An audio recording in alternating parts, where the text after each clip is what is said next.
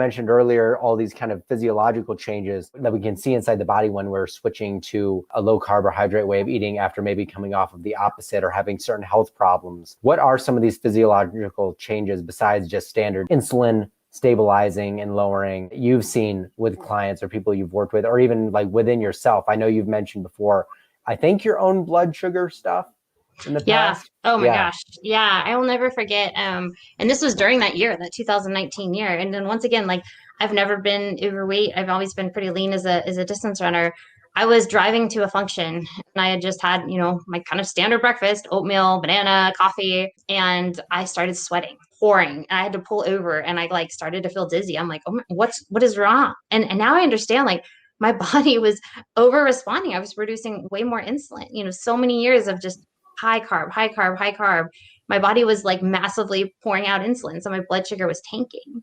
And so, but I would go through the day and I'd eat breakfast at like 8, and by 10, I'd be like staring at the clock, like, oh God, is it too early to eat? I need a snack. I'd constantly be having granola bars and, cookie, just every few hours I'd have to eat.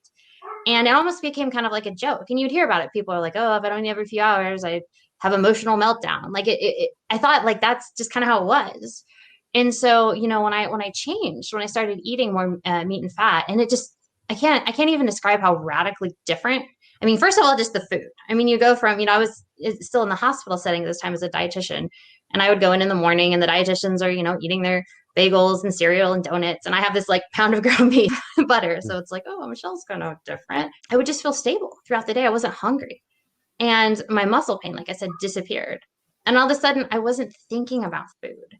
I remember like I was going to the grocery store after work once just to get, a bag of coffee. And maybe I don't know. I imagine a lot of people with eating disorder do this. You like walk through the granola bar aisle and it's like paralyzing. There's so many choices. What do I have? Is this? And I just was like, oh, cool. Just got to get some coffee. Like it wasn't paralyzing to go through the grocery store. Like I wasn't so worried and obsessed about food. And we actually ended up getting a cow share. We got like several hundred pounds of beef at a time. We went and met the farmer, and I was, grinding up this one cut of meat.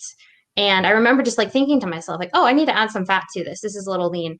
And I just like stopped. I was like, wow, how I look at food is changing. Like when I was very sick, or even when I was obsessed with food, you're always trying to eat as less fat as possible. And how can I eat as many carbs? Because I need to get, my glycogen stores filled.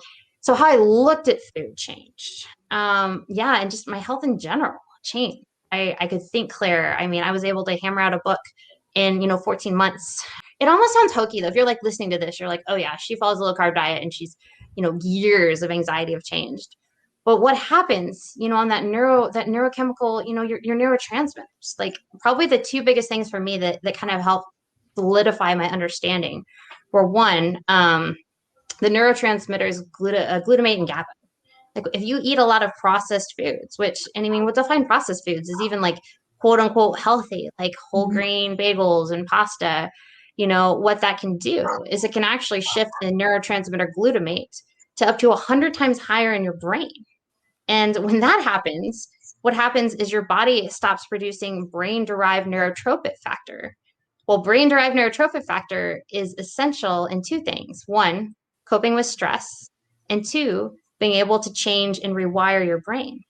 So think about it. You're in treatment. You're trying to learn all these new behaviors, and you're still eating the standard American diet. You're eating Cheerios. You're having a granola bar. You're getting all this therapy and this information, but you can't cope with stress, and your brain can't actually take in and utilize that new information.